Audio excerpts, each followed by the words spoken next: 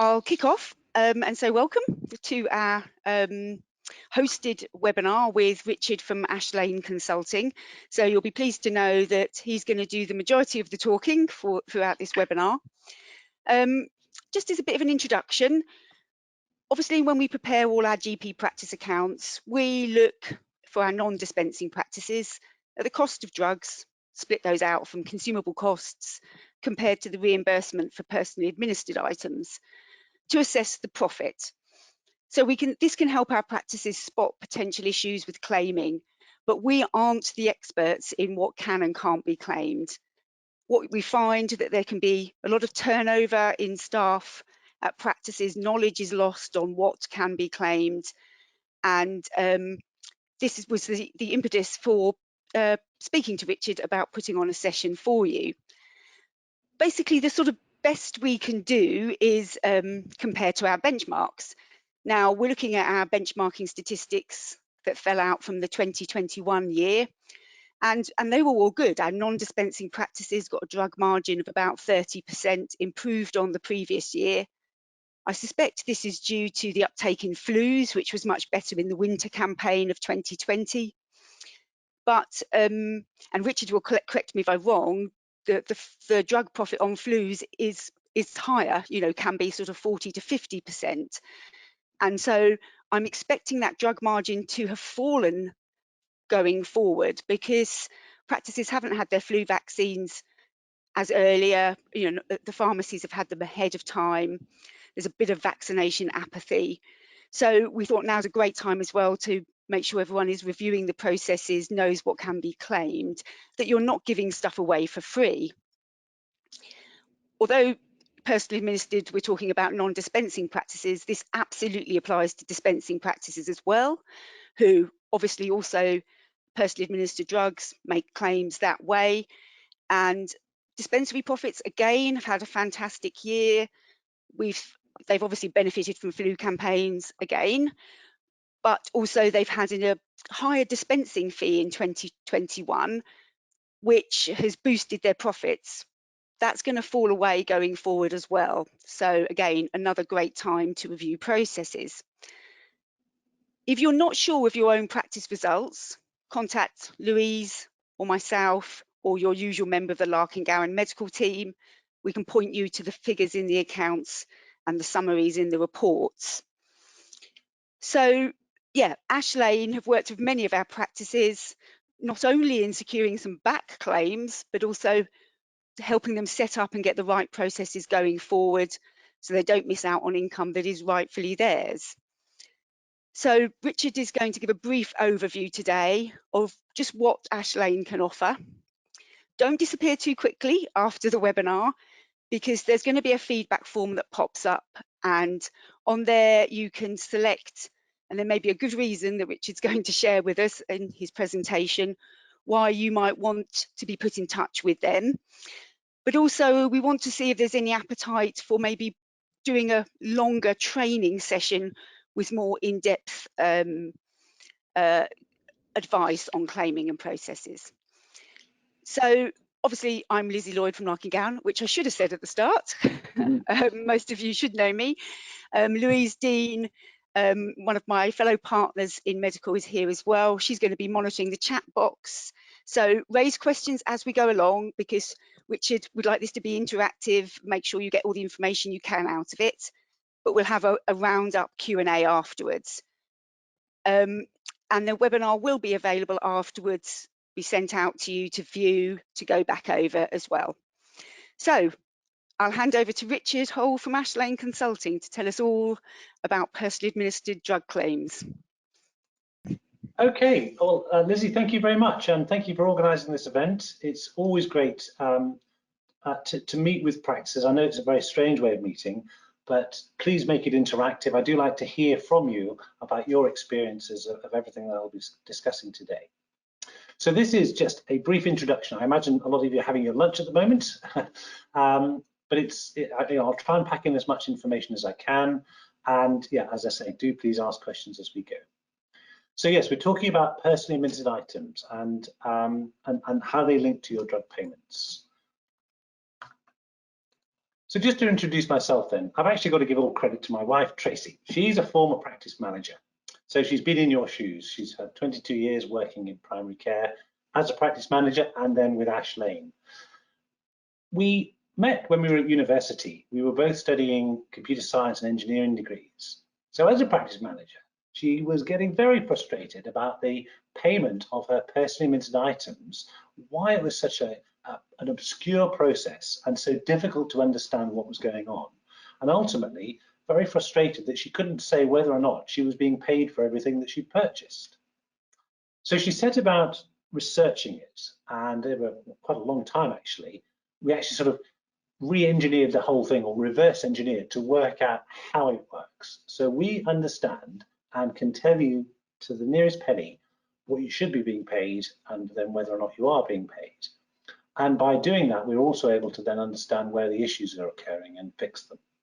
So she became very busy helping practices do that, wrote me into the business to assist with my background. I was able to add some additional expertise. So that's what we do. But since 2012, we've been helping practices in ways that are more than just recovering money. I mean, I talk about these benefits here. Increasing revenue, getting everything you do is important. But as leaders of the practice, you need to have strategic control.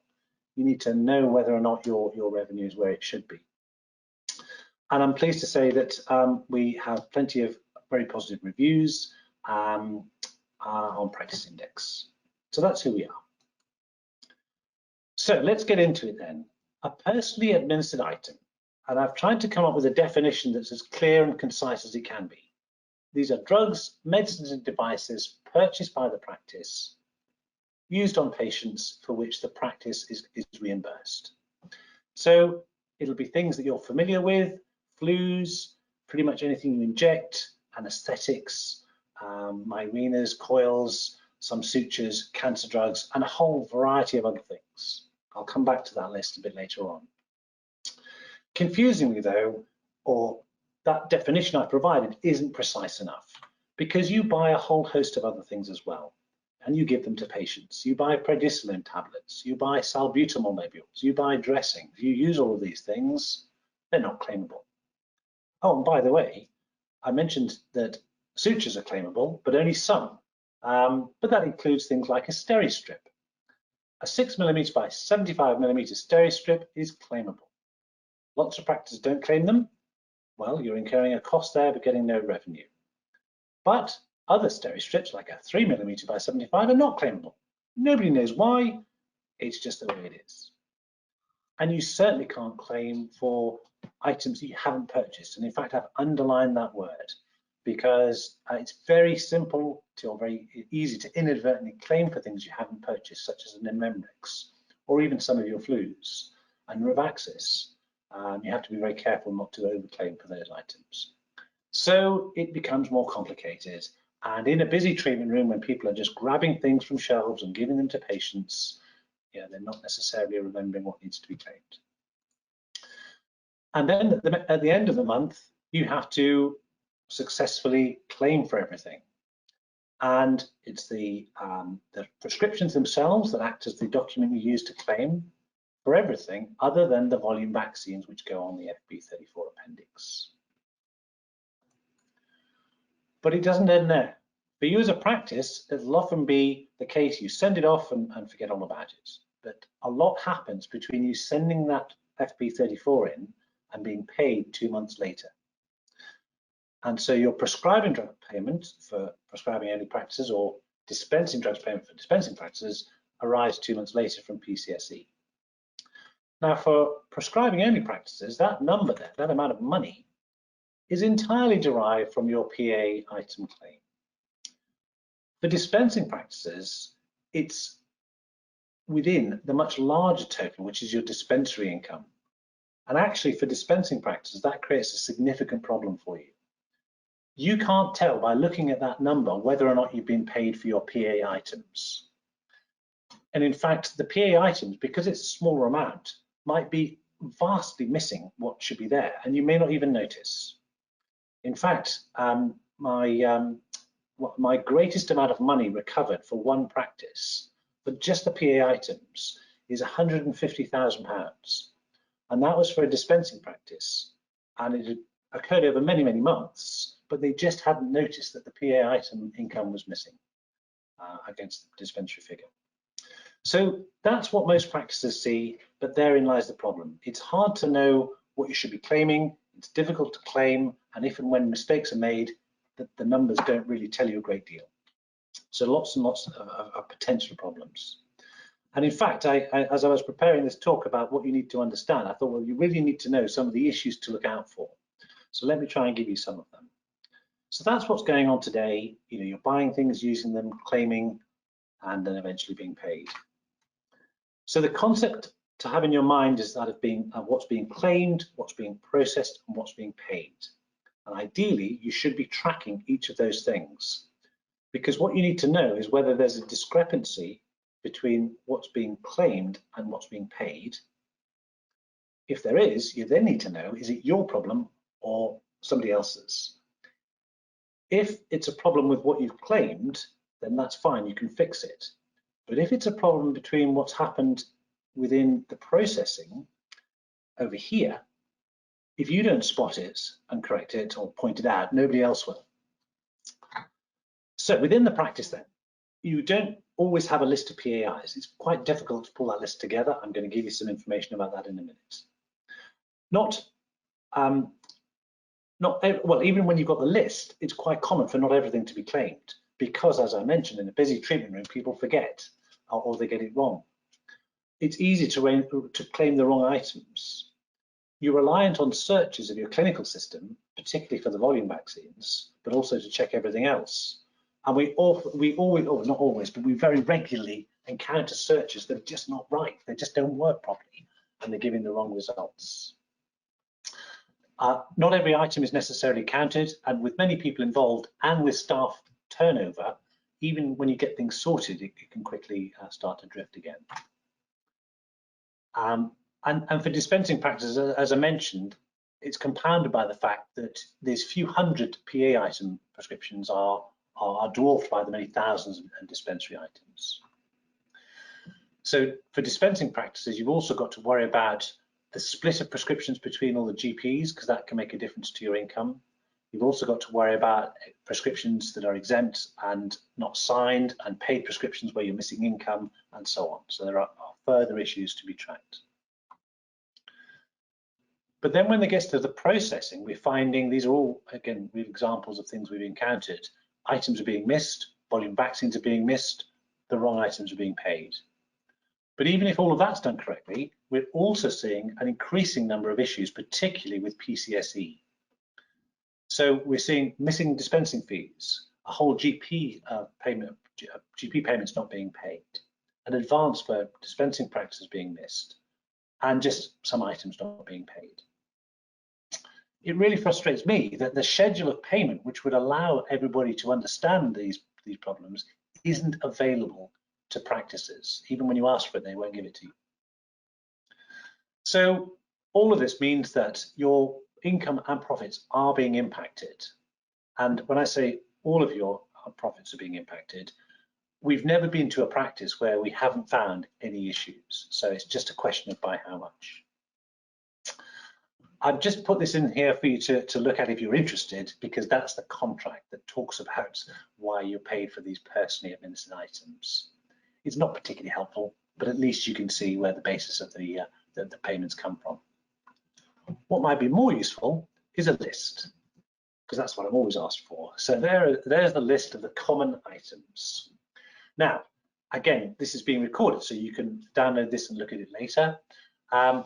My word of warning, though, is please don't rely on this. Every practice will have a different list. There are 3,000 odd items that you could be purchasing and using. So please do have a look out at what else you may be purchasing that is claimable.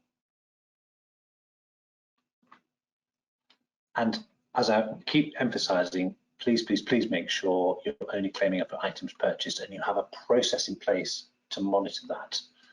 I mentioned Revaxis because you will have two stocks of Revaxis, purchase Revaxis and free Revaxis from Inform, and you need to claim for the purchase ones and not claim for the free, but I see that being mixed up quite regularly.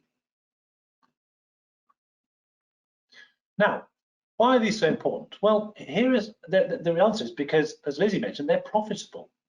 And these are just a kind of a random selection of PAs for you to look at. So a flu vaccine like Flucelvax, now you do a lot of these and the profit on every one is about £6.50, which is almost 50% profit margin. So that is the most profitable thing you'll do all year. And it can actually account for up to 80% of your complete profits for your PA items. But the biggest problem with flus is getting the claims wrong, and there are a whole variety of reasons why that happens. But other things like a Mirena. Now, I put Mirena in there because practices often say to me, oh, we don't buy them because they're not profitable. Well, they are profitable, even though there's no discount. So the cost of a Mirena is £88 plus 5% VAT. The income then is £88 plus the dispensing fee, plus the VAT, less the discount. It still leaves you with £12 profit. The other thing practices sometimes do is just not bother claiming at all. For a lidocaine, which is 30p, why bother? It's just a small consumable. Well, the answer is because the profit you'll make is £2.45, so it's almost all profit, and you could be doing hundreds of these a year. And the other thing I sometimes find is practices not purchasing expensive items like Prostap, because it's over £200, and that's a lot of money to tie up. But providing you purchase at the right price, you'll be making 60-odd pounds profit per jab. Each patient you see for a high-strength Prostap, you'll be seeing them 4 times a year. So that's £240 profit per year for one drug for one patient. So it's definitely worth doing. So overall then, I would say purchase and claim for your PAs, but as I've done here, always make sure you know what you're paying. My favorite example of that is Depo-Provera, £6 and a penny. That's the refund rate. But I've seen practices paying up to £14 for a Depo-Provera. So of course, every time they're doing that, they're losing money because they're paying too much to their supplier. So do please check. And also, and I've put this in red, be aware that if you underclaim, you very rapidly go from making a profit to making a loss, because you lose all the income because you're not claiming, but you're still incurring the cost. So that's why you need a rigorous process to make sure you claim for everything. So overall then, and these figures are for our practices, our clients that we've implemented our systems and we know what the results are. For prescribing only, the average is 30 to 50% profit margin. And when I was discussing this with Lizzie, she was saying that for clients that she looks at, 30% is regarded as a good figure, and it is, but there is still room for more on average. So please check your supplier prices, your refund rates, and your processes for claiming. And I'll speed up a little bit in the interest of time, but this is the information you need to be able to do that calculation so you can understand what the profit is for your individual drugs and for them overall. Every drug has an agreed NHS refund rate, and that's known as the basic price or the refund rate, and that's what you get paid. So when you put your claim in, you get the sum of those basic prices. But you get these adjustments as well. You get a small amount taken off, which is discount. If you're a dispensing practice, that's actually 11.18%, is known as clawback. You get what's known as a VAT allowance. It's not VAT, it's a VAT allowance, but it's 20% on everything. And again, for a dispensing practice, that's what makes these different to your dispensed drugs, the fact you get the VAT as well. And you get a dispensing fee. And that's what makes a lot of these things profitable, particularly the low value items. The pressures then are that the basic prices are always discounted. As Lizzie mentioned, dispensing fees can fluctuate significantly. They went down a heck of a lot last year, but went back up again in April. But the biggest problem is, and particularly for non-dispensing practices, suppliers are not tied to the basic prices. So they can charge, as I mentioned in the example of Depo-Provera, whatever they can get away with. There are your dispensing fees, currently £2.33.9 for prescribing only, a bit less for dispensing. So that's significantly up on last year, but it will be reviewed again from the 1st of October. And this is an introduction, so I haven't got time to cover this, but in the training that we can offer, and what we do for our clients is we implement a more rigorous approach to managing your PA items. Down at the bottom is the process that you are following today. But what we overlay are the checks and balances that build in the ability to spot errors and correct them. At the moment, we see in practices errors that are just persisting, and in fact, over time, they generally get worse. But if you can spot and correct errors at each stage of the process, particularly before you submit the claim, then you can submit the claim with confidence knowing it's correct. But the other thing you can do is then use that to check your payment, and that way, when and if and when payment issues occur, you will spot them and you can correct them. And as I say, over the 10 years we've been doing this, we're finding increasingly we're helping practices on the payment recovery side where things have gone wrong, particularly like PCSE. Now, this is a little thing I've added because this is really topical. Last December, we spotted that practices were claiming the wrong flu for their last season. And the reason it occurred is because the previous year they had claimed a fluad. But in 2021-22, that vaccine was no longer available. It became a fluad tetra. And to show how confusing this can be, there's a copy of a recent invoice. It doesn't say fluad tetra, it says fluad QIV. So practices were mistakenly claiming fluad instead of fluad tetra. They were therefore being paid the old rate of £9.79, not the correct rate of £11.88. Now, we spotted this in December and immediately started contacting our clients, but I've just done a check this week, and I found, we access a lot of data. 1,800 practices claimed the wrong flu across the country. They've lost out on £3 million. And for the practices that we've helped correct this already, there's been an average of £1,700 to up to £20,000 that we've recovered. So we've done this for all of our clients, but amongst we've got 53 practices on the calls. Some of you will be affected by this. I'd be really grateful because we're now in May. It may well be you've heard about this and you've fixed it, in which case, fantastic. But if you haven't checked, please check. And the way to check, and this is my offer to you, is please tick the box at the end of the webinar to share your details with me. I will look up and I will let you know if you're one of those 1,800 practices and how you can get this corrected. Okay. It's just one example of the literally hundreds of issues that we deal with all the time, but it's one that applied to so many practices. So yes, that's my introduction to the topic. Plus, I do hope you can take note of the fluad issue there. What we can do for you in the future is we can run a training webinar, and in association with Larking Gowen, we'll be delighted to do that. It covers basically in 2 hours the methodology that I've been talking or alluding to here, how you can know what you're purchasing in your practice, that improved process for managing the PAs, completing the claims, and then understanding the payments to know whether you're paid correctly or not. And yeah, that's something we can do if there's interest.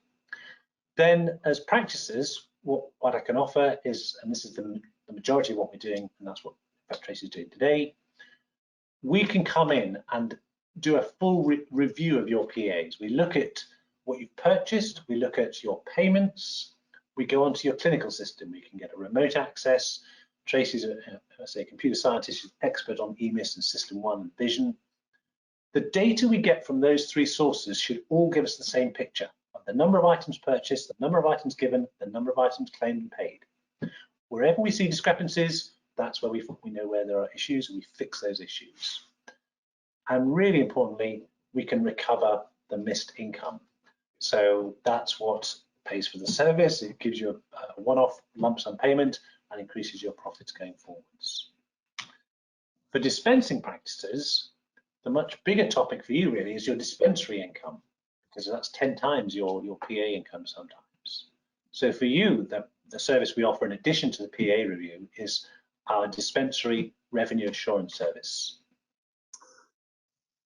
If you're not confident about whether you're being reimbursed correctly, and you don't know whether your profit issues are because of claims issues or payment issues or other reasons, then this service allows you to understand that every month.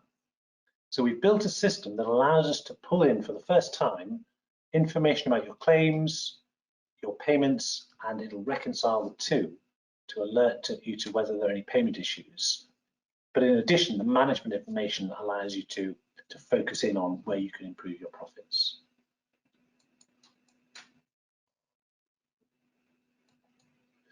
So these are just some examples of the practices we've worked with. I think it's over 400 practices across the country now, but it's just a selection of the results we deliver.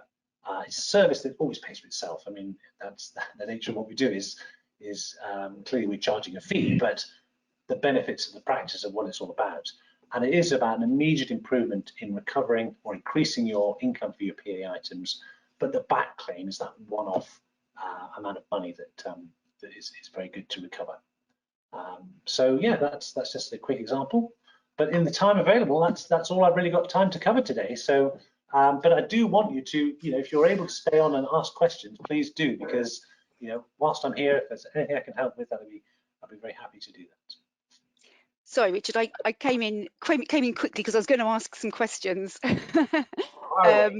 But please fill in any questions any attendees have in the chat, which Louise will look at. So just to confirm, on the feedback form, if you would like Richard to tell you if you're one of the practices that's got this underclaim, tick the box that you would like contact with Ash Lane, and we'll give Richard the information about your practice so that can be checked.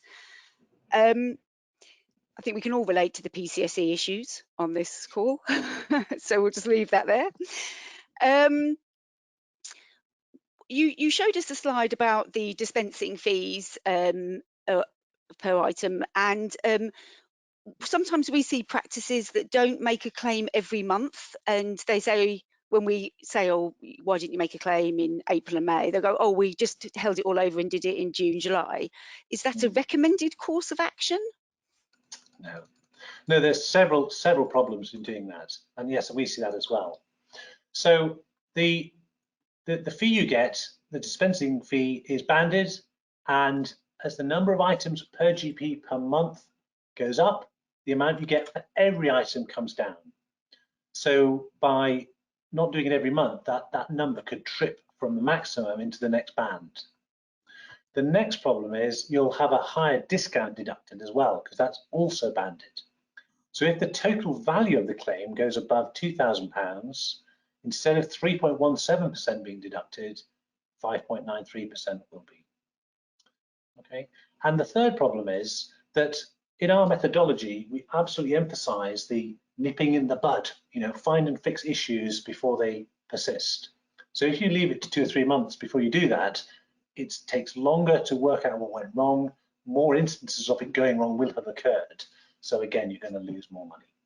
So yeah, my absolute recommendation is claim diligently every month after the end of the month, never before, but before the 5th of the following month. We've got a couple of questions. I'll butt in, Lizzie. Yep, good. I'll ask my further questions in a moment. So first off, we operate 2 contracts with a shared admin setup in System 1. This causes us issues with claims in general. Have you experienced this before as causing issues? 2 contracts with shared admin. Yes. Yeah. Yeah. So yes is the answer. That can cause problems just in terms of how you manage System 1. But really, it's not impossible. There's nothing wrong with it.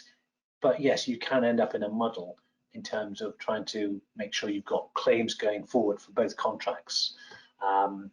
The way, again, we recommend you use System 1 is you have a completely exhaustive suite of searches, so that before you submit a claim for all of the items and all the volume vaccines, you've reconciled it with a set of search results for every patient, because that's how you can highlight where things have been missed.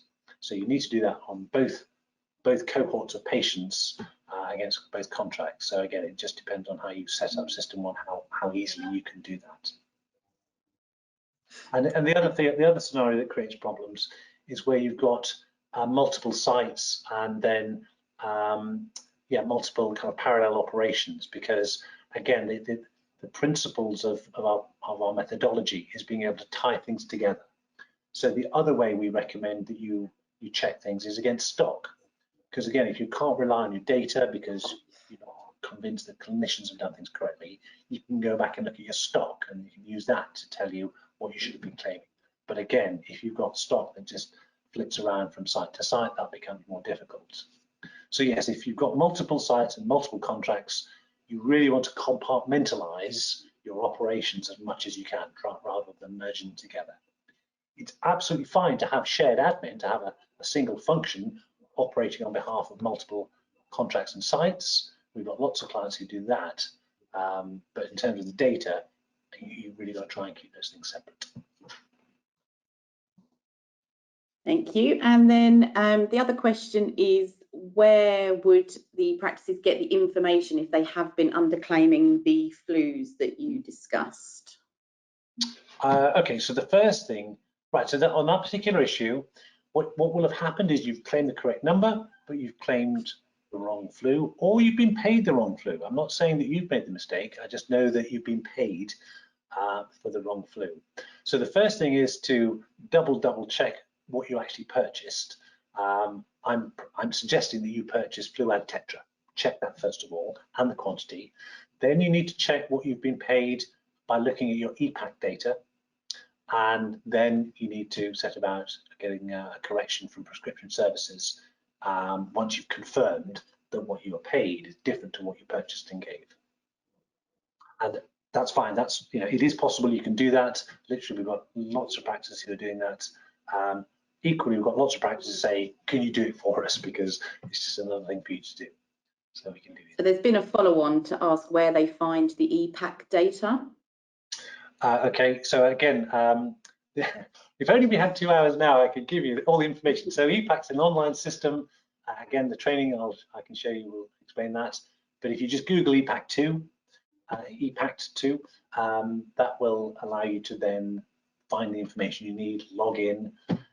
It is a database run by NHS. It's quite painful to navigate, but it is there. That's where the data is, and that's the information you need.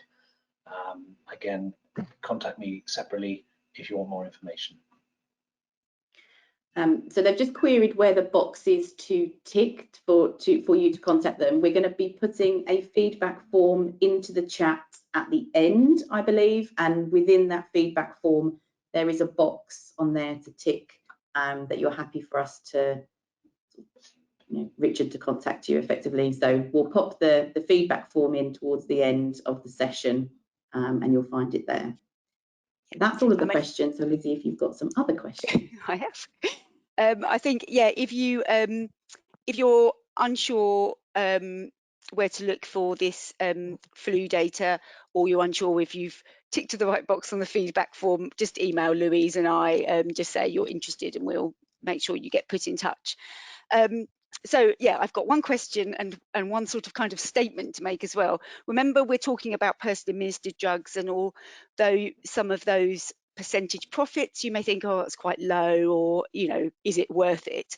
But that's on top of the enhanced service payment that you might get as well for IUCDs or minor surgeries. And I think sometimes when I speak to practices, they say, oh, well, we have claimed it because we've got the enhanced service, but it doesn't necessarily follow that you've got the drug reimbursement as well.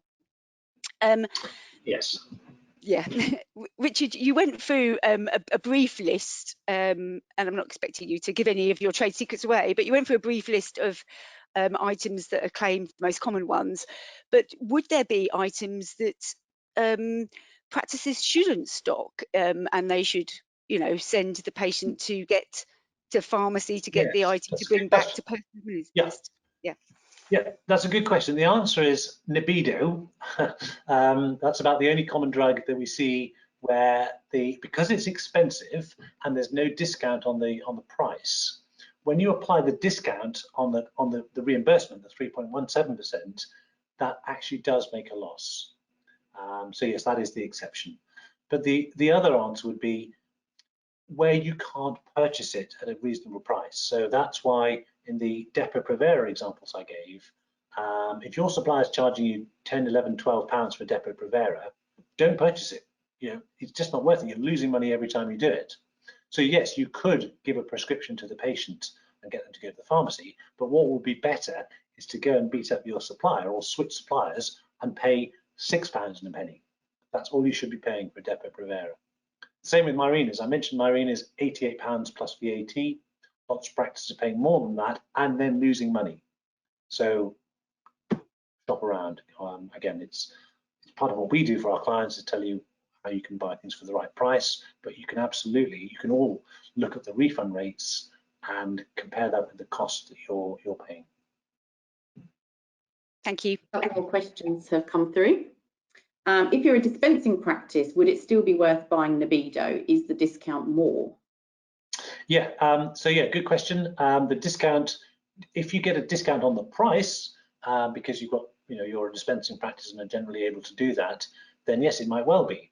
But equally, you've got the 11.18% clawback, so you just need to do the calculation.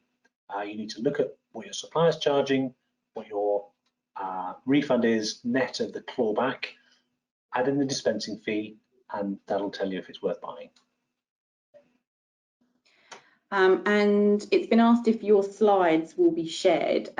This is being recorded, so the link will be sent round to all those who registered. So you will be able to sort of go back and re-watch it. But in terms of, are we sending the slides round? I'm not actually sure. I think because they'll be on the webinar, and obviously you can pause it and look at the slides or take a screenshot. You should have all the information that you need on that recording. That was it. Thank you very much. For the questions. Thank you very much, Richard. And they're all really good questions. And I have to say, I think you would really enjoy the webinar, the training webinar we just described. I think from the questions we're getting, I'd love to be able to really get into them, but that would be the place to do it.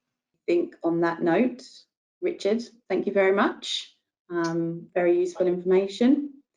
Oh, someone has just asked if there's a cost for the training webinar.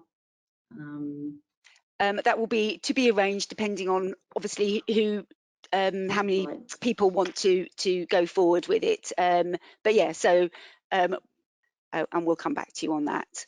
Hopefully everyone found that useful. And as Lizzie sort of said, please do get in touch with myself or Lizzie, or if you have another LG contact with any questions that you may think of at a later date. Please do fill in the feedback. It's really useful for us to know, that it's worthwhile putting on these presentations for all of you.